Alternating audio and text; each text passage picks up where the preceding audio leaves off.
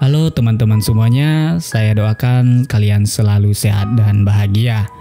Di video ini saya mau menceritakan alur cerita film berjudul My 19 Years Old yang dirilis pada tahun 2018 dengan durasi 1 jam 38 menit ini, menyajikan film fantasi romantis yang digarap oleh sutradara Chow Lia Huang dan naskah ceritanya ditulis oleh Chow Lia Huang.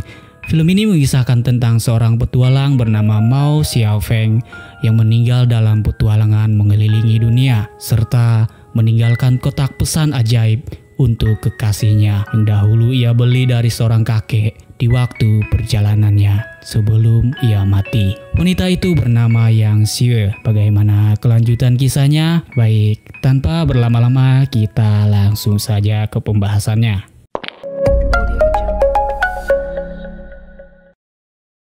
Kisah berawal dari seorang pria bernama Mao Xiaofeng, seorang petualang serta mencintai dunia fotografi. Dikala itu, ia berada di suatu tempat yang sangat jauh bernama Tea Horse. Saat di perjalanan, Xiaofeng menemukan sebuah kotak kayu yang dijual di pinggir jalan. Kotak itu sangat cantik dan ingin memilikinya. Kemudian ia bertanya kepada si kakek tua mengenai harga yang harus ia keluarkan untuk kotak itu. Lalu kemudian si kakek menjawab, "Sesuai dengan keinginanmu."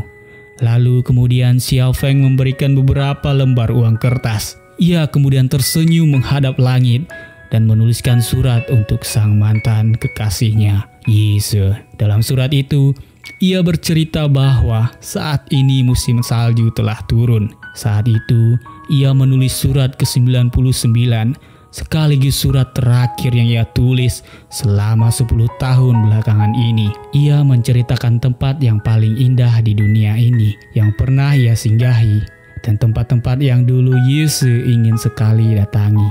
Xiaofeng lalu memasukkan surat itu ke dalam kotak yang ia beli dan menutupnya. Di suatu tempat yang jauh, tampak seorang gadis muda berkacamata, yaitu Yise. Saat ini ia telah bersama lelaki lain. Saat di kereta itu pula, Yise mendapatkan pesan dari sahabatnya, mengabarkan bahwa Xiaofeng telah meninggal. Mendengar kematiannya, Yise mendatangi kediaman sang ibu dan memandangi foto masa lalu Xiaofeng. Ia memeluk foto itu dan menangis. Di situ pula sang ibu memberikan kotak milik Xiaofeng, kenangan terakhir darinya. Dalam perjalanan pulang, di dalam kereta, ia menangis saat membaca lembar demi lembar surat itu.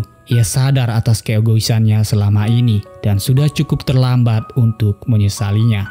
Di apartemennya, ia membalas surat demi surat yang ditulis Xiaofeng untuknya sambil menangis dan menyesalinya. Tetapi suatu keajaiban terjadi. Ia memeluk kotak itu dan tanpa sengaja air matanya terjatuh. Tak lama sebuah surat jatuh di hadapannya. Ia membaca surat itu. Di dalam surat itu ada sebuah perintah yang dimana ia dapat menulis sebuah keinginan dan mewujudkannya. Awalnya ia ragu, tetapi ia mencoba menuliskannya. Dan benar saja, surat yang ia tulis benar-benar menghilang, seolah telah terkirim. Ia kemudian berlari menuju tempat ia bersekolah dulu.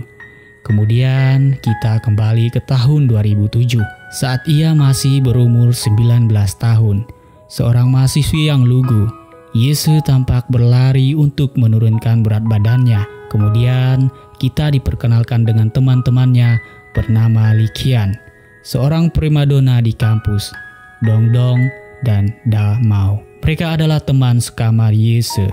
Saat percakapan selesai, tiba-tiba dari arah bawah, ibu kos berteriak mengingatkan untuk memakai baju yang tertutup. Karena sebentar lagi mereka akan kedatangan siswa lelaki yang akan menempati salah satu kamar. Karena asrama yang mereka tempati sedang rusak, sehingga untuk sementara waktu mereka harus tinggal di sana.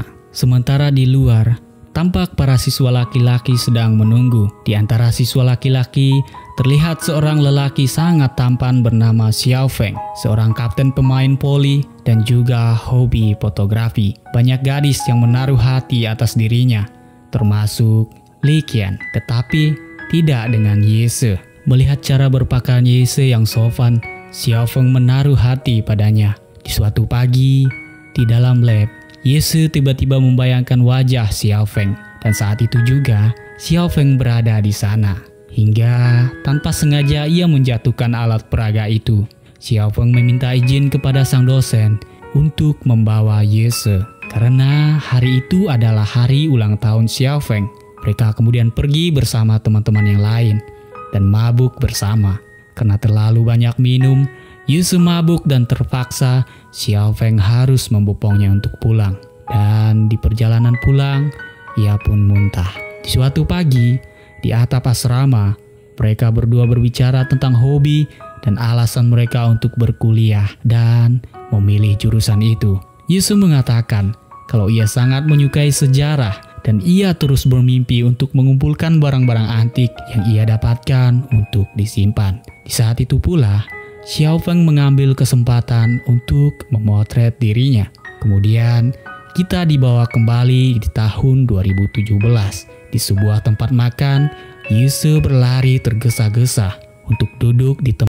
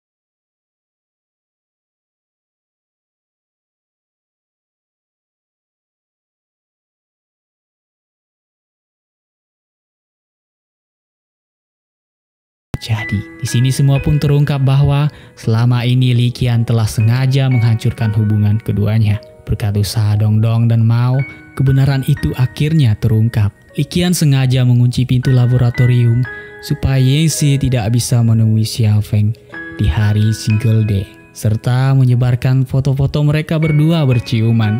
Dengan perasaan marah, Xiao Feng mengusirnya untuk pergi dari tempat itu.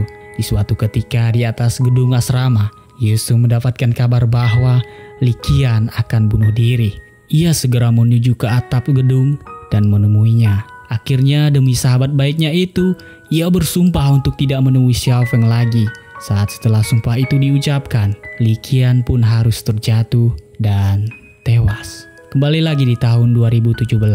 Karena sumpah itulah alasan ia tidak menemui Xiao Feng sehingga sampai akhir kematiannya. Wang Xiu memintanya untuk tidak mempercayai hal itu dan untuk lebih berani mengungkapkan perasaannya. Dengan kebesaran hatinya, Wang Xiu memintanya untuk melakukan hal yang sama yang sempat tertunda dan memintanya untuk kembali tegas dari dirinya 10 tahun